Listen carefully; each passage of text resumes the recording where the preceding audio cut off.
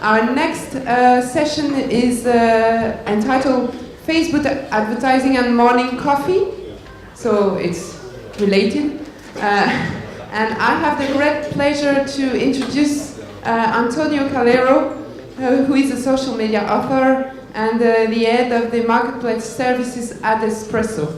I met Antonio at the Social Media Summit in Dublin a few months ago now, and he did a very good overview of how Facebook advertising can be used, should be used, and what are the tricks and the things that SMBs should be aware of when they are trying to push their presence and branding on Facebook advertising.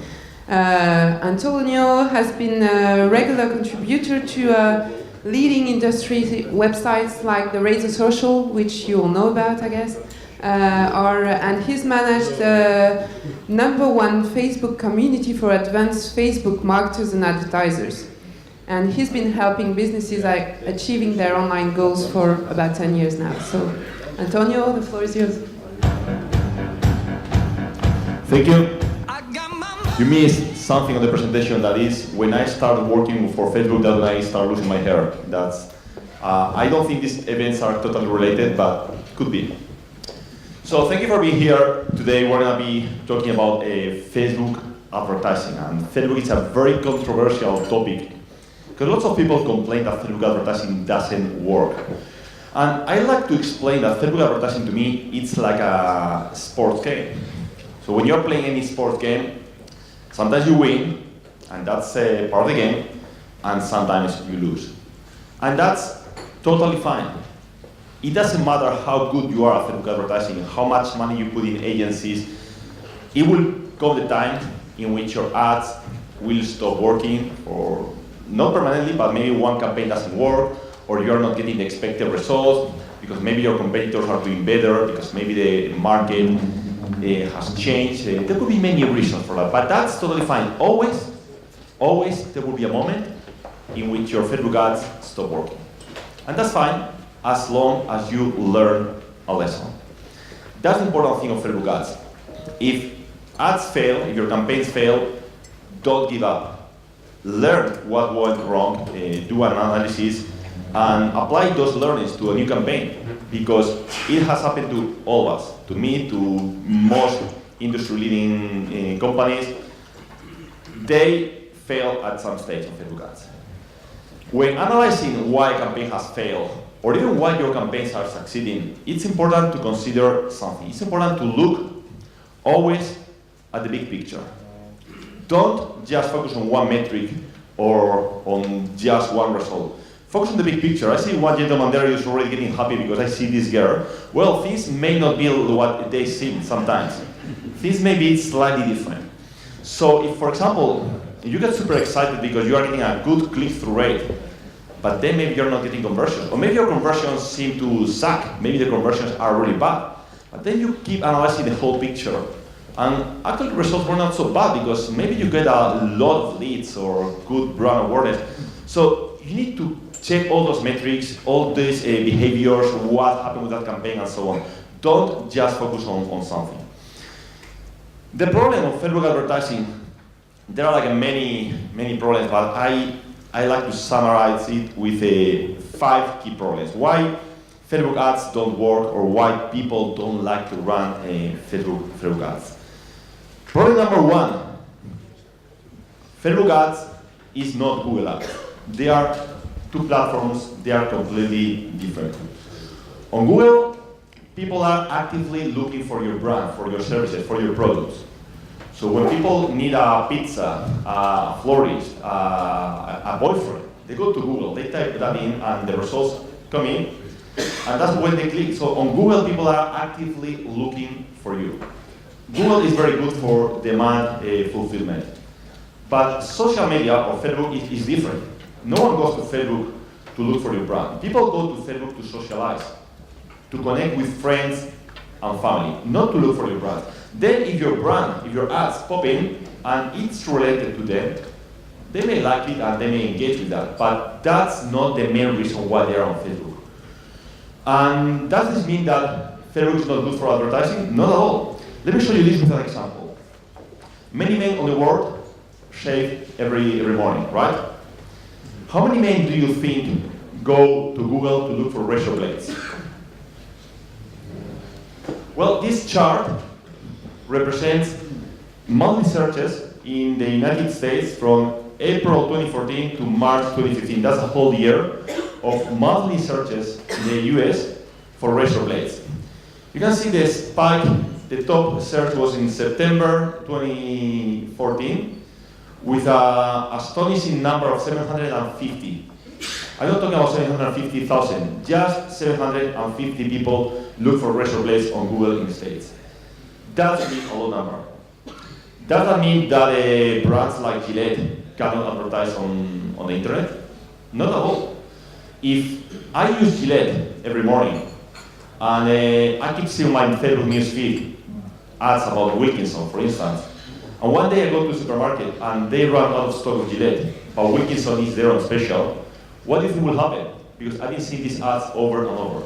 So social media or Facebook is very, very good for demand generation. The first thing you need to consider is Facebook is different to Google. People think differently. Problem number 2, myths about Facebook ads. And there are a few myths. The first one is users don't like Facebook ads.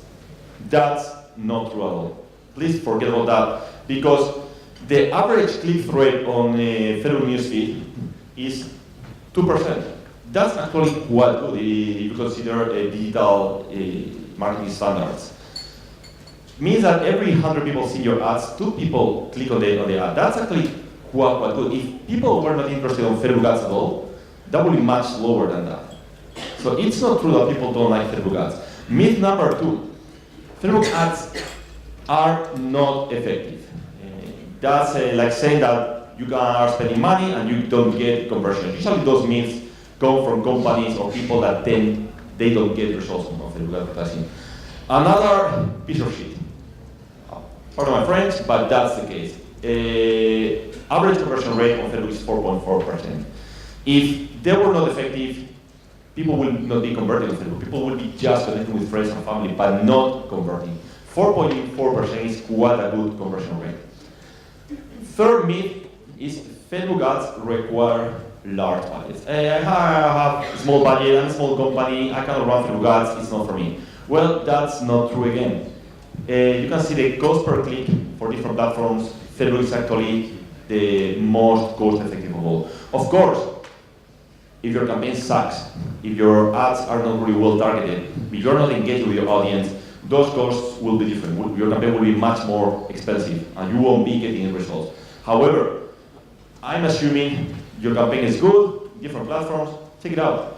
Google AdWords, $2 cost per click, Bing, Yahoo, 1.2, Facebook, 0.23. Okay? This is a very generic metric. Of course, you need to consider what's happening in your industry, in your market, but that gives you an idea that it's not true that Facebook is expensive. So problem number 3, why Facebook ads are not working for some companies or what's wrong with Facebook ads. Something we need to consider when running Facebook ads is users' mindset. All these things I've been telling you about before about Google versus Facebook and so on, it comes out to one point. People on Facebook think differently than when they go to Google or when they go to other platforms. People go to Facebook to socialize, to connect with friends and family. There are 4 factors that define user behavior on Facebook when seeing Facebook ads. The first one is the social factor. People go to Facebook to connect friends, family, they want ad. Do I mind it? Do I don't mind it? They need to check what the ad is about, how the ad address that user, and so on. So, social factor is very important. If people see that one ad or one company promoting that ad, they have a lot of friends connected to that company, or that ad has a lot of engagement, a lot of comments, a lot of shares, chances are they will pay attention to that ad, because clearly there's some conversation. If you go down the street and you see there's a lot of people in a gathering, in a circle, quite probably you will head there to see what's going on. You will feel curious about why there's so many people there. Because we are social beings. As animals, we are social. So that happens on Facebook as well. If the ad has a lot of activity and it's addressing users in a very casual way, friendly way, people pay more attention. So you need to consider that when running Facebook ads. If the ad is too corporate, too serious, too assertive, it doesn't work because that's not users' mindset on Facebook. Okay? Also, uniqueness. People connect to Facebook and they have a limited time. They have like 5-10 minutes on every session because they need to work, they need to go along with life. And there's a ton of information on Facebook that they need to filter. They need to decide, is this important or not? So should I pay attention to this ad or not? And most of the ads are exactly the same old thing over and over and over. Check out my product is the best. This service will make you earn a lot of money and so on. People are bored of seeing this thing over and over. So whenever you create one ad that is different, doesn't matter if it's the image or the tone of the message or whatever you do, but it's different, it stands out of the crowd, people will pay attention to that. So that's very important as well. Factor number 3, defining user behavior on Facebook. Sense of urgency. Like I said before, people have a limited time, they need to shoot their content very quickly, and they need to make decisions about is this content important or not. They cannot start thinking or analyzing if I'm going to engage with this ad or not. They make a decision in a matter of seconds. So if you use that to your favor, chances are Facebook will work for you. That's the reason why Kickstarter campaigns work so well. We have many clients at Espresso that they run a Kickstarter campaign for a few months. It works quite well. And then when the Kickstarter is over, they move to Indiegogo, and they don't get the same results. Why is that? Well, Kickstarter, to start with, you have a limited time in which campaigns running. The campaigns run from 60 to, sorry, from 30 to 60 days, I think it is. So when people go to a Kickstarter, they have the feeling that I need to buy this or I may miss this opportunity. Then the number of perks available is also limited. This offer is limited to 100 people. This offer is limited to 200 people. So they need to make a decision very quickly. On Indiegogo, it's not like that. So if you put that sense of urgency when running an ad on Facebook, because people are already in that mindset of everything's they're in a rush, everything's urgent, it will work. You put an ad saying this offer is valid for 1 week, or limited to 100 people, and it will work. It will get their attention. Of course, the offer needs to be interesting as well, but at least you will get their attention. And reason number 4 is fear.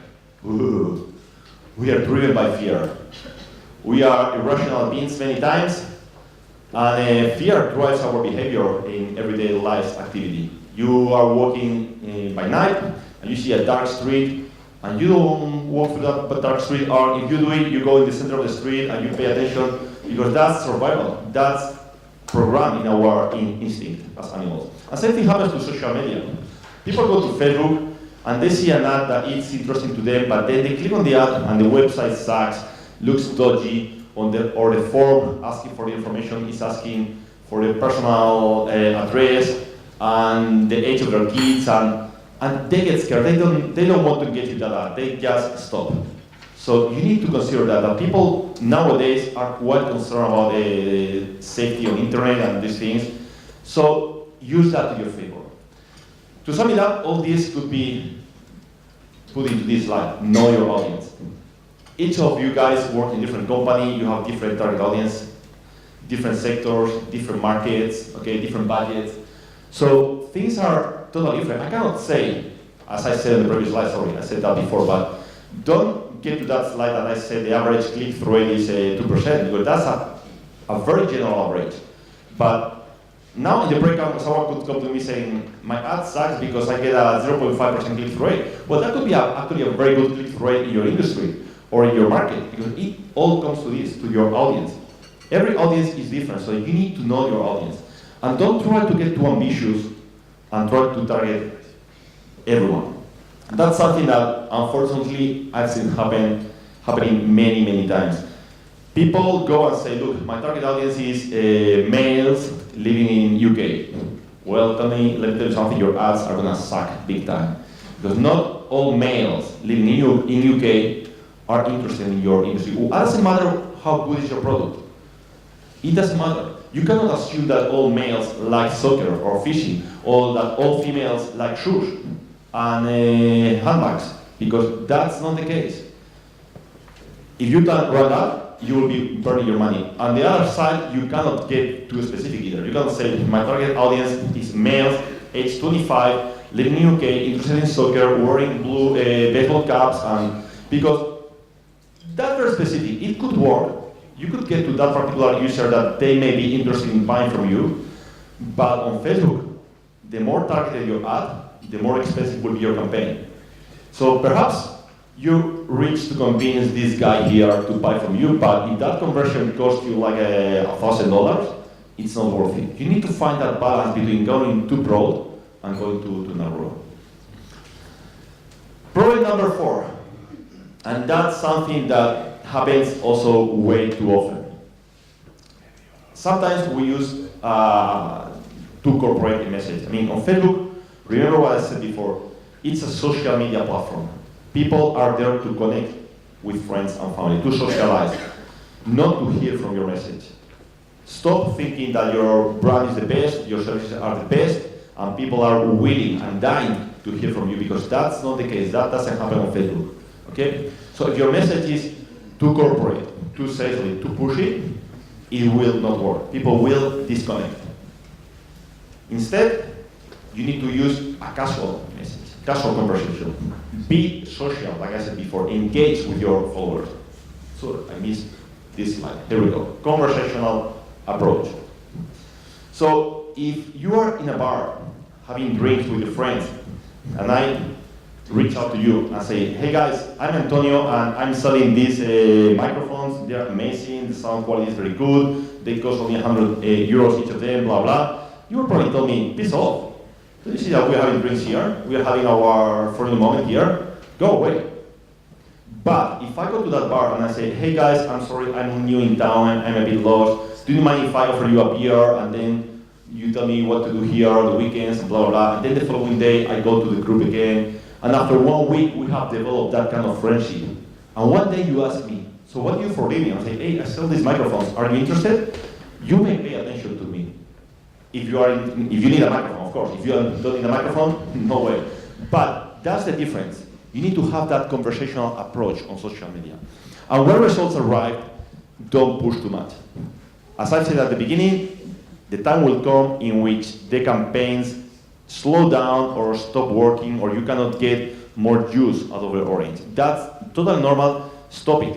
Don't try to run the same campaign. Change the ads, change the targeting. Wait 2 weeks so people get used to new content and then go start a new campaign.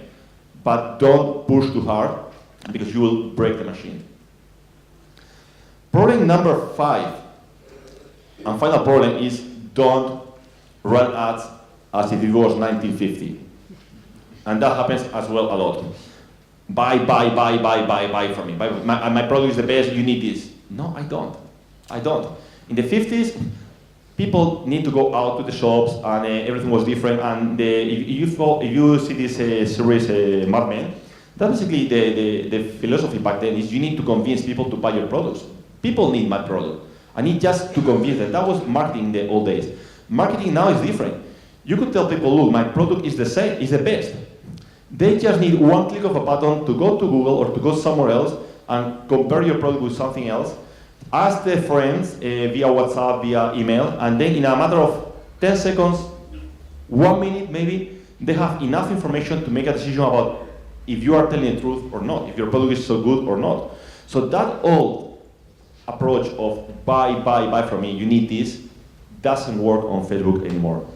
Instead, you need to have a sales funnel in place. And I know all of you know what's a sales funnel, and most people try to keep it simple.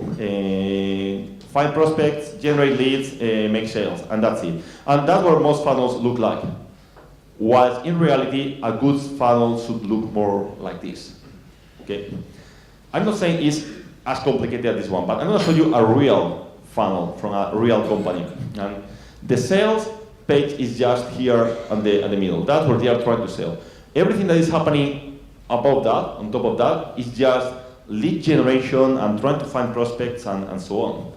If you try to sell on Facebook on the first campaign, chances are it will not work. In Google, it could work because people are looking for you. On Facebook, it could work if your product is really, really good, but chances are it may not work. So you need to start every campaign generating leads.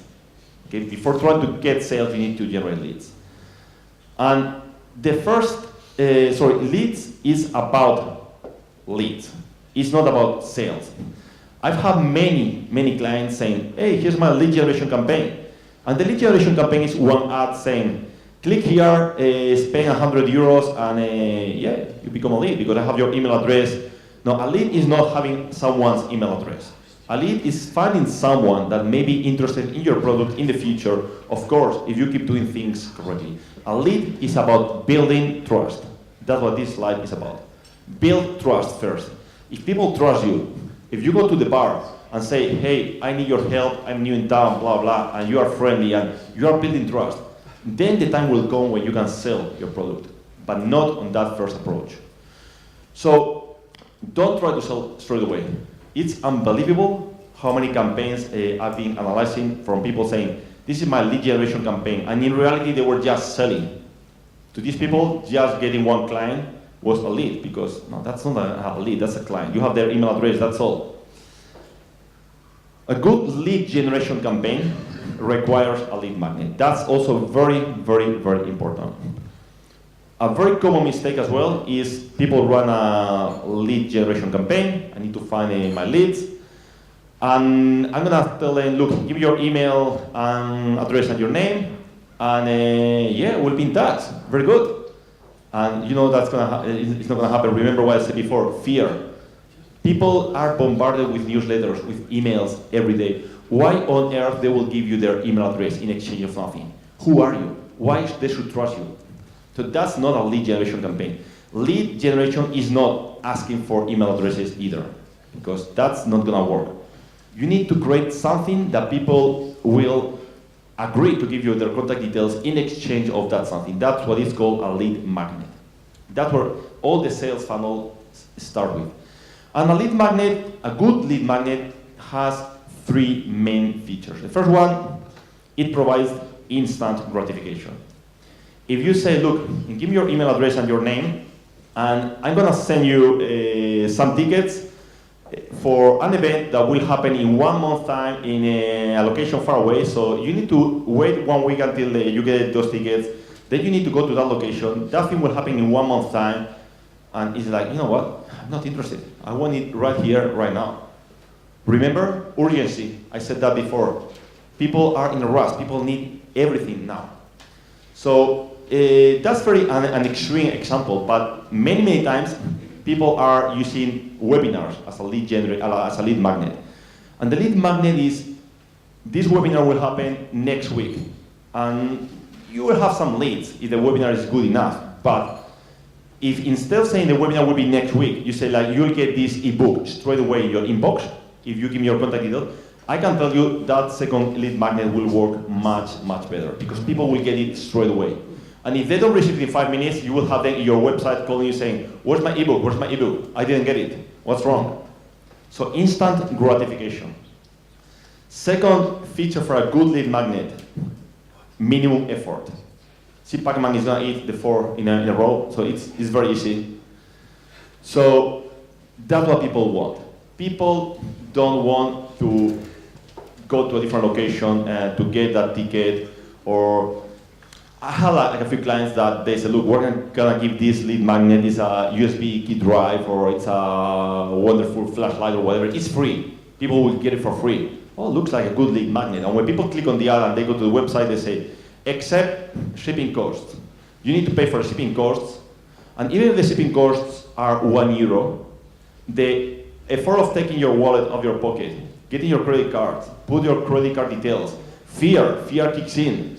So you are not putting that sense of urgency. You're not considering that sense of urgency because people want it simple and they want it now. People are scared of giving their contact details, of paying, even if it's $1. But people don't want to pay. So it's too complicated. It's not gonna happen. Or, okay, we are gonna run one competition in which you give me your name, email address, and take a picture of yourself in the mirror showing one of our products. People don't want to bother and go to the mirror and take a selfie. We take selfies every single day, but they don't want to do it for your campaign. Too much effort. So make it simple. And ask little information. Name and email address, that's it. If you really need more information, okay, consider it. If it's really important or not. Some people tell me, look, I really need their phone number because that's really important for me. That's fine, but the more information you ask, the less people will convert, will become a lead. The less people will convert, less chances are you will be making this campaign successful. Okay?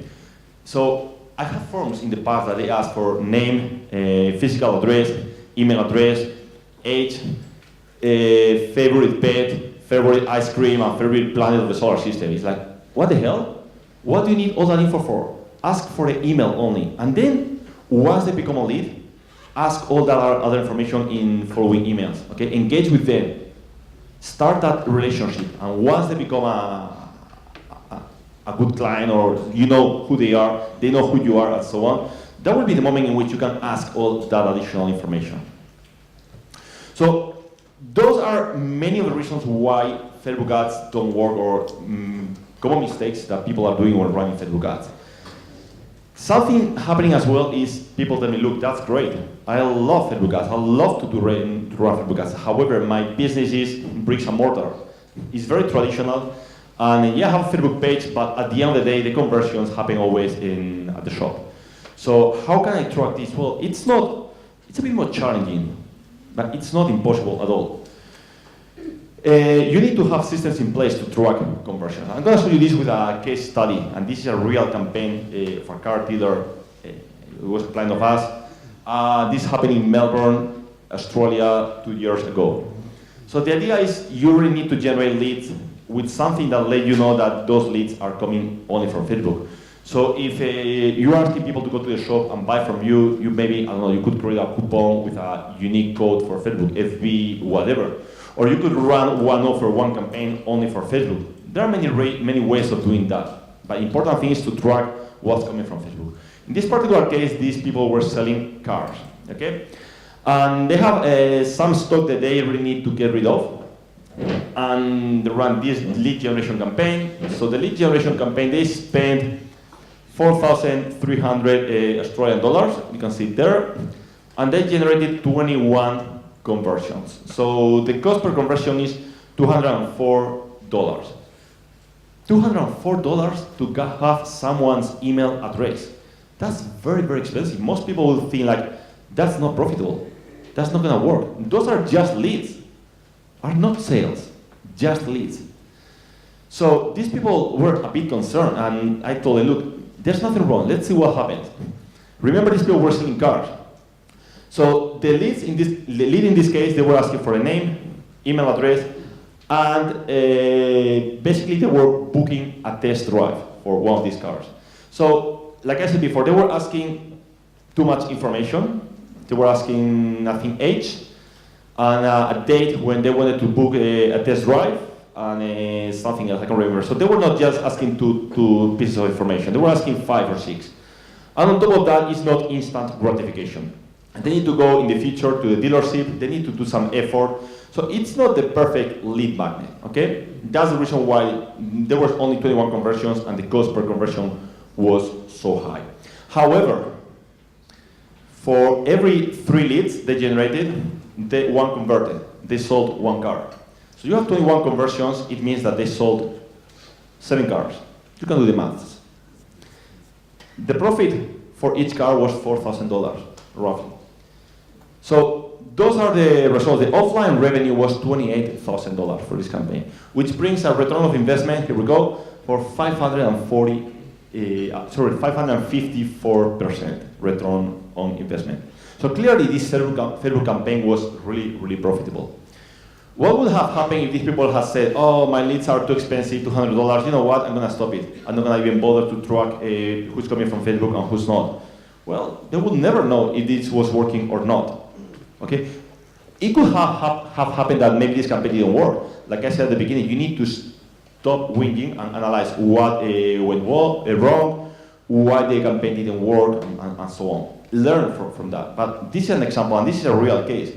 that Facebook ads could work, even for bricks and mortar. Even if in that case they were asking for too much information, they were not following those guidelines I've said before.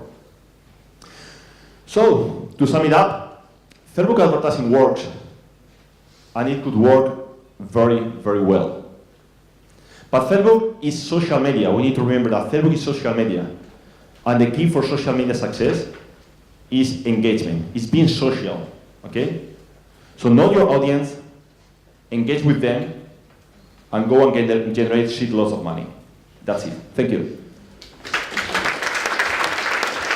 Interesting and thoughtful thinking. Any questions from the floor?